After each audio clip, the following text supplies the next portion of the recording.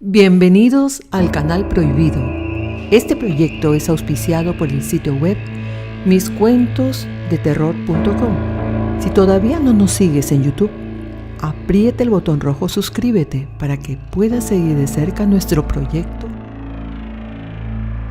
El mal puede presentarse ante nosotros de las maneras más aberrantes y evidentes que existen, pero puede también disfrazarse ante nuestros ojos bajo formas inocentes y peligrosas.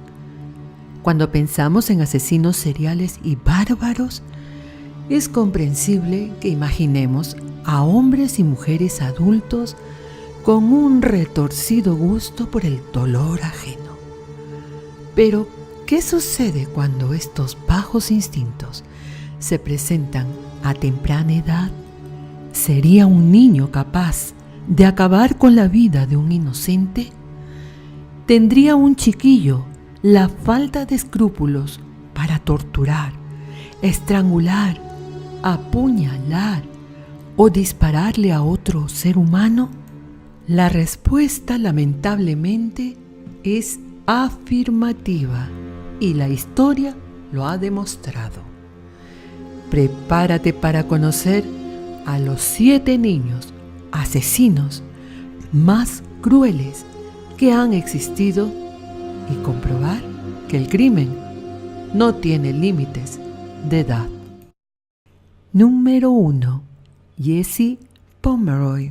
Nacido en 1859 en el pueblo de Charlestown, Massachusetts, Jesse Pomeroy es uno de los primeros niños psicópatas que se dieron a conocer en nuestra historia.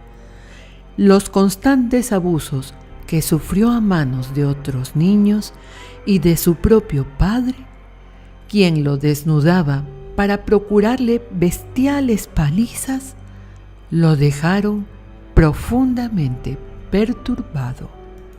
Jesse comenzó su descenso a la locura, torturando y matando animalitos indefensos como pájaros y gatos. Poco después, comenzó a elegir a niños más pequeños que él, quienes se volvieron blanco de sus brutales perversiones. El primero de ellos, William Payne, tenía solo 4 años.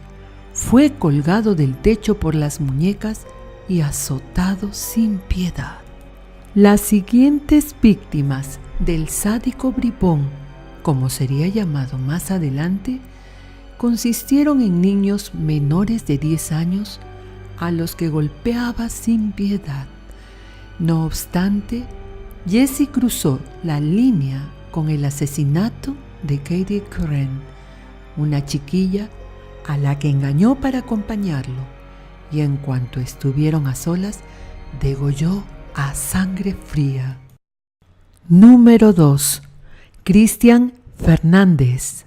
Conocido como el reo más joven de los Estados Unidos hasta la actualidad, Christian Fernández se caracterizó desde pequeño por llevar una vida llena de abusos y carencias.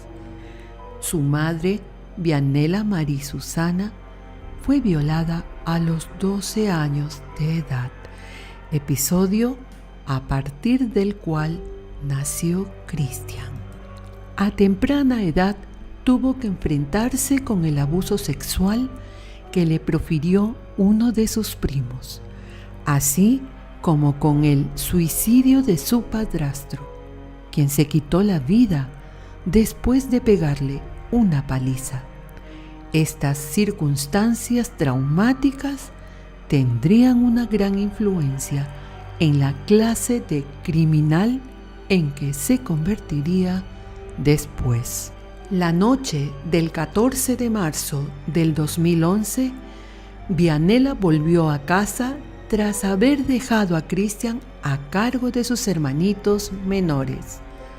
Se sorprendió al encontrar al más pequeño, de tan solo 2 años, sangrando profusamente por los oídos y la nariz. Christian alegó que se había caído y la madre limpió al bebé antes de acostarlo. Solo horas más tarde se daría cuenta de que el niño no reaccionaba. Aterrada, le llevó hasta un hospital donde se revelaría la horrible verdad. Christian había golpeado a su hermano menor, causándole una terrible fractura de cráneo. Tras 2 días en cuidados intensivos, el pequeño falleció a causa del golpe y su hermano mayor fue juzgado. Número 3. Mary Bell. En 1968, la sociedad de Gran Bretaña se escandalizaba ante el caso de Mary Bell, una niña de 11 años de edad y facciones angelicales, que era procesada por el asesinato de 2 niños pequeños. A Mary, su madre la había tenido siendo solo una adolescente y jamás le había mostrado el menor afecto, rechazándola desde el instante en que nació. Desde pequeña, Mary fue expuesta a un entorno de maltratos y abusos sexuales, del que se desquitaba torturando animales en las calles. Poco antes de su 11º cumpleaños, asesinó en un parque infantil a Martin Brown, de 4 años de edad. Su cuerpo fue dejado sin vida en el lugar para ser hallado por las autoridades. Meses después, Mary se acercó a Brian Howe, de 3 años, a quien estranguló hasta la muerte a poca distancia de su casa. No conforme con esto, la niña le marcó en el pecho sus iniciales con una navaja, la misma que usó para cortarle parte de su cabellera y también sus genitales. Número 4. Graham Young. Categorizado como uno de los asesinos seriales más famosos de Inglaterra, Graham Young desarrolló una desmedida fascinación por los venenos y los compuestos químicos desde su infancia. A los 14 años, siendo un chico muy sobresaliente en química, comenzó a experimentar con diversos elementos tóxicos, usando a su familia de conejillos de indias. A menudo, Graham compraba hierbas venenosas como la digitalis o productos químicos como el antimonio, alegando necesitarlos para experimentos escolares. La realidad era que los colocaba en la comida de sus familiares sin que ellos se enteraran, envenenándolos de forma sistemática. En 1962, su madrastra murió a causa del veneno ingerido, mientras su padre, su hermana y su mejor amigo enfermaban frecuentemente por la misma razón. Graham tuvo que ser internado en una institución mental por 9 años, antes de salir supuestamente reformado y envenenar de nuevo a decenas de personas. Número 5. Joshua Phillips. El caso de Joshua Phillips conmocionó a la opinión pública en 1998. Solo tenía 14 años de edad, pero ya había asesinado a su vecina Maddie Clifton, de 8 años, en medio de un arranque de ira y miedo que lo condenaría a pasar el resto de su vida en una prisión para adultos. De acuerdo con las declaraciones de Joshua, él y Maddie, quien vivía enfrente, se encontraban jugando en su jardín cuando la nena comenzó a llorar a causa de un golpe de pelota que había recibido en la cara. Asustado ante la posibilidad de que lo castigaran por ello, Joshua la arrastró hasta su casa donde la golpeó con un bate de béisbol.